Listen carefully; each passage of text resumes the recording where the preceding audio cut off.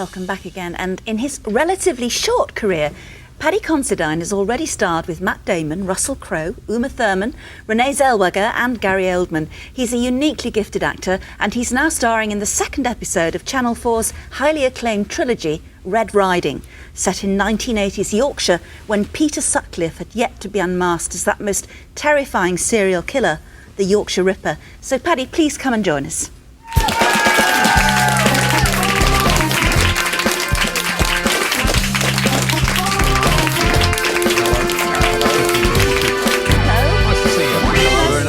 I'm going to have to kiss you. Oh, I'm very pleased, thank you. Hello, good to see you. Hi. Yeah, Red Riding. We saw the first one last week. And did you see it, the first amazing. one? I've seen the first one, yeah. It's, the atmosphere is just extraordinary. It is very strong stuff. Yeah. But now, we move on now, though, because that was 1974, wasn't it? Yeah. And the episode that you're in now is set in 1980. Yeah, it's set in 1980, and the backdrop is, it's been a few years now, kind of, it's the reign of the Yorkshire Ripper. Right. And against this backdrop of corruption within the police force, there's also a lot of kind of mistakes that they've made in the investigation, and really he's kind of outgunning them in a way. Yeah. Well, it was I mean, Judy and I both covered the Yorkshire Ripper story because me from the Manchester you from end, the Manchester end, which is where your character comes from. You're on the Manchester force. Me from the Yorkshire end because I was based in Leeds at Yorkshire Television. And we didn't realise it at the time actually, but it was sort of half obvious that the police were really screwing up. I mean, we didn't know until Peter Sutcliffe was eventually arrested and charged. They picked him up, what, 11 times? Yeah, I think they picked him up that many times. And let him go? There was a policeman called Andrew Lepchew who'd actually been round his house and went back and wrote a report and saying, I pretty much believe that this is the guy that we're looking for. Yep. And it was shelved because he didn't have a Wearside accent, because the Wearside Jack tape was Wearside Jack, everybody. Jack. Yeah. And by that time, they'd wasted millions of pounds on the... I think at some point even Margaret Thatcher was going to come up and kick off up there. I will find him. She probably would have done. Him personally. OK, well, let's see the moment that you're given the job. These are the best we have. I'd like them both, if that's OK with you, sir. I've been instructed to give you whatever you need.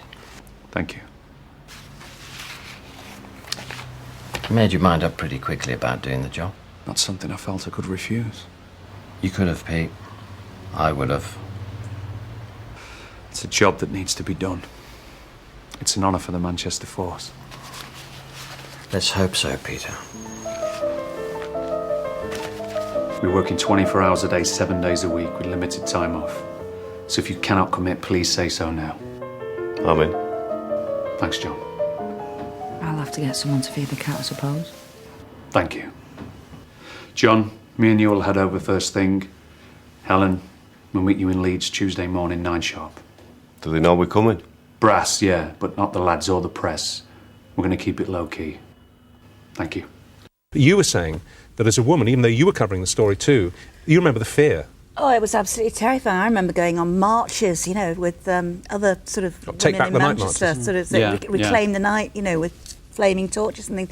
It's terrifying. I mean, women just would not go out on their own the whole time. In fact, there's a clip in the there's a clip in this episode which actually has one of Richard's old reports in the background, doesn't it? We're starring in this scene together. Starring. He said, I'm very much in the background. But this is a genuine report. It's a genuine report I made one night. I think it was November 1980. I think it was in Chapeltown, outside a kebab shop or somewhere, and it was basically to show pizza. No, you're right. It was Pizza Place, and it was basically to show that businesses were going to the wall because nobody was going out at night. Even boyfriends were keeping their girlfriends at home. You know, it was pizza in front of the telly, all that kind of thing. And when I said to him, apparently we're in a scene together, he said, "Oh, I didn't know it was you." I'm sorry. No, it's fair enough. That would have been added later, wouldn't it? Yeah, of course. I haven't seen anything on the TV screen. Well, you're on the phone doing some business, and his old Maidley Chops waffling away for real in the background. Well, in this pizza parlour, they've noticed a very sharp fall-off in trade since the Rippers last... Hello, is Mr. Evans available, please? It's Peter Hunter again. And those that do come here for a takeaway meal are coming very... Yeah, I know that, love, but it's quite urgent. Yeah, there was Maggie muscling in on the actors. Do you know what, though, I didn't notice you, Richard, because actors are so lame, all they do is watch themselves. so I didn't recognise. That's absolutely fine. Moving away from that slightly, you two have got something in common because your first show was Grease, and it was when you did you got a part in an amateur production, a school production of Grease. Oh, when I was at school, yeah. And yeah. you suddenly realised, I think I might quite want to act. Well, yeah, I'd love movies, and it was like when I was a kid, it was sci-fi and things, and then it was really Rocky that changed my life. And then when I was kind of younger, I was watching a lot of like Alan Clark stuff when it was on television, and that sort of changed my world on it all. and then One Flew Over the Cuckoo's Nest, and all those films that I racked up, and I wanted to be an actor.